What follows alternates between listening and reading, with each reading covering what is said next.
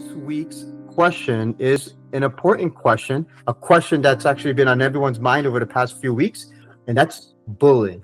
We are going to focus on bullying in schools and impact it has on students and children that go to our school system, and what we plan to do to combat that, tools for children to have more empathy and to understand each other so that we can hopefully prevent or reduce the incidents that we see today. This is really, really an important topic. And let me start by just saying that bullying threatens students' well-being and has a long-lasting impact on their academic health and their mental health as well. And my goal, if I was elected to the board, would be to work with our administration and work with the board, really to create a culture of kindness and respect where all students feel safe to learn and grow in our schools and in our community.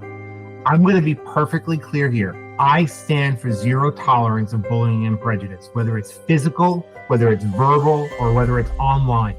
Bullying has no place in our schools. It has no place in our town, and action must be swift and must be serious. And in today's digital age, we need to be proactive in our strategies to educate our students and our parents on responsible online behavior, including recognizing and preventing cyberbullying. You know, it doesn't just affect the victim, but it affects the whole school environment, which also leads to anxieties and absenteeism and just creates a whole other impact on the mental health challenges that our schools already have. You know, in order to address this, we're gonna have to have a comprehensive program for anti-bullying.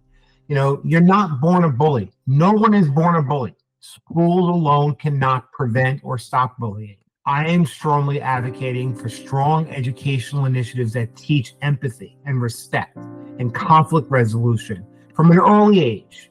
I would also advocate that this is not a school-only program. This must include the parents, the community, and even our local leaders. We need to give our parents the tools and information they need to identify it and combat it from either the victim perspective or even the aggressor's point of view. I am going to push for ongoing training for our teachers and staff to foster a respectful and inclusive environment for all our students. We need to make sure our schools provide access to counselors and mental health professionals to support the students who have experienced bullying. The children and our students watch how adults behave, and the administration and the teachers, and if they show respect, they express what they see. So role modeling in this situation is extremely important, and that's why we've been talking so much about like inclusivity and making sure that, you know, school is a place where people feel accepted and respected. That is having that inclusivity like in a classroom, right? When you do group projects and you get to discuss different perspectives and topics, like that is where inclusivity and respect and understanding comes from. A lot of this is fear. That's where bullying comes from, fear and not knowing how to kind of confront something different. And also to have a policy review, perhaps annually, because as we've seen, like how social media has grown, you know, these things are constantly evolving. So kind of being on top of those trends,